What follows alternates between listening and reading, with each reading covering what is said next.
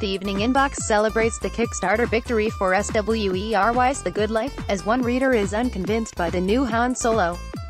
To join in with the discussions yourself, email gamecentral@metro.co.uk. Okay, I think I learned absolutely nothing from that Red Dead Redemption 2. Except that the graphics are really good and you're part of some gang of outlaws. Not that I mind being teased, because it's obviously a day one buy, but I think I'd rather just not have a trailer at all if it's going to be like that. The art of drumming up hype for games has never really been perfected as far as I'm concerned. A few years ago we had to endure 2 or 3 years of constant updates and hands-on until we were utterly sick of the game before it was even out. Then Bethesda got the bright idea not to tell anyone about their games until 6 months before they were out, and not let anyone play them either. For some reason other companies thought this was a good idea, despite the fact that the only game it worked for was Fallout 4, which was a guaranteed hit anyone, and everything else they've done since has flopped. And so now the norm is to announce a game quite late and only put out a few vague trailers, which is what we're getting from Rockstar. Surely there's a happier middle ground between these two where we can start looking forward to a game properly and actually have some idea of what it's about. Gary, well, I was hoping to learn a bit more in that Red Dead Redemption 2 trailer, but you can't deny it looks amazing. It looks like the whole thing was in-game graphics, but I'm not sure any of it was actual gameplay. I'd also like to know something about the multiplayer, which I think they're going to let people assume is like GTA Online, but actually isn't. I'm also a little confused over the story. I thought this was supposed to be a prequel, but it's still talking about being the end of the Old West and everything. It doesn't matter, I guess. Rockstar are always weirdly secretive. I did notice the graphics had improved from the last trailer though. The main guy had weird squinty eyes last time but looked more human in this, so that's quite encouraging. Can't wait to October. Smiler GC, it is a prequel. It's set in 1899 but the original was 1911. I really wish they'd make a Total War game for consoles, as I've never had a PC that was able to run them properly and I don't like using a mouse to play games. It's one thing I thought would be perfect for VR, sort of looking over the battlefield like a wargame, but I guess the resolution is a problem given how many soldiers seem to be on screen at once. I'm also surprised they've never tried to take the strategy map layer out and just have the battles. There was an action game on PlayStation 2, as I seem to remember, but that was nothing actually like the games, so I don't think that counts. Maybe there are just some games that aren't suited to consoles, but I don't know that it really works vice versa. Playing arcade-style games like beat-em-ups and platformers always seems a bit weird to me on a PC, but it's not like you can't just use a gamepad and get on with it. Woohoo! Email your comments to gamecentral@metro.co.uk. Well, I can't really see Nintendo announcing anything spectacular this year. Maybe 1 or 2 new games this year. People would think anything different amazes me. Yes, last year was a great year for them with minimal effort, as the majority of games were Wii U ports except for the excellent Super Mario Odyssey. Okay, ARMS was new. No big-name developers have come out in great force yet, and considering the poor sales of FIFA, I'm not really expecting FIFA 19 on Switch. Don't get me wrong, I love my Switch, but purchased it with eyes wide open, not expecting many new games and certainly very few ports of new Xbox and PlayStation 4 games due to it being underpowered. This year's big money spinner is Labo, so as long as the money keeps rolling and don't hold your breath.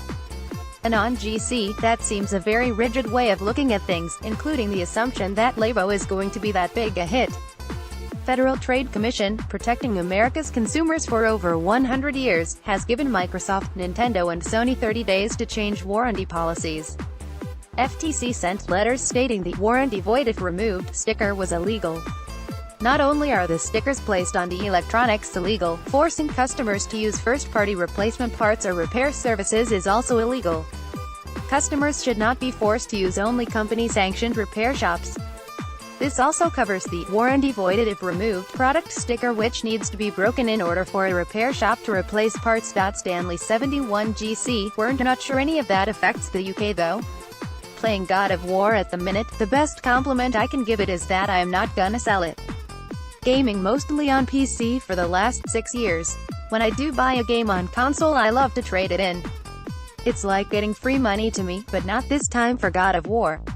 I found near the end, it will be a sad day when it's over. Big Daddy Watt, regarding the Han Solo trailer, it's hard to tell whether a movie will be good based on a trailer. My bugbear with the movie is the lead. He looks nothing like Harrison Ford. I would say he looks like the secret love child of Benicio del Toro, Brad Pitt, and Willem Dafoe. The actor playing Lando is a good matchup from old to new. They absolutely nailed the Chewbacca character, looks like the original character. Alec Kazam GC, it's always seemed madness to us, to recast a character that is so much defined by its original actor. Alden Ehrenreich is a fine actor, but there's only one Harrison Ford. Catch up on every previous game's inbox here. I know there have been a lot of letters in lately about SWERY's The Good Life Kickstarter, but I just thought I should write in with some good news. It looks like it's actually going to get funded. As I write this, it's only got a few $1,000s to go and should easily make that up in the next few hours, as it's still got over 2 days to go. That's an amazing feat, seeing as it looked dead in the water only a week ago. So I'd like to thank everyone that has agreed to give money to it, and didn't just give up because it seemed like it wouldn't hit its goal.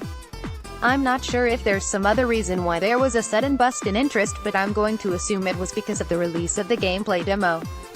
It was buggy and super limited, but it was something tangible, and it seems to have had exactly the desired effect. I know publishers gave up on the idea of demos years ago, but for games people aren't so sure on, or just don't understand what they are, it seems pretty obvious it does work. CTACHN, that is a lot of effort to go for a pretty obscure Infinity Gauntlet reference in God of War. I'm sure it must have amused someone on the team though. Sync, I've never really thought of Amazonico in games before.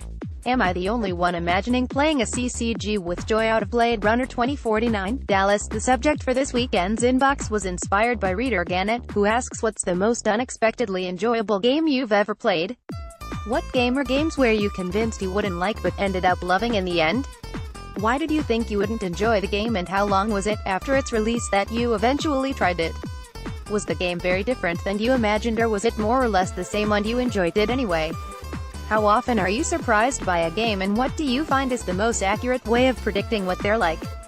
Did enjoying the game in your example change how you look at other similar games and taking a risk on unfamiliar games in general? Email your comments to gamecentral@acmetro.co.uk. The small print new inbox updates appear twice daily, every weekday morning and afternoon. Readers' letters are used on merit and may be edited for length. You can also submit your own 500 to 600 word 4-player viewer features at any time, which if used will be shown in the next available weekend slot. If you need quick access to the Game Central channel page, please use www.metro.co.uk/games, and don't forget to follow us on Twitter.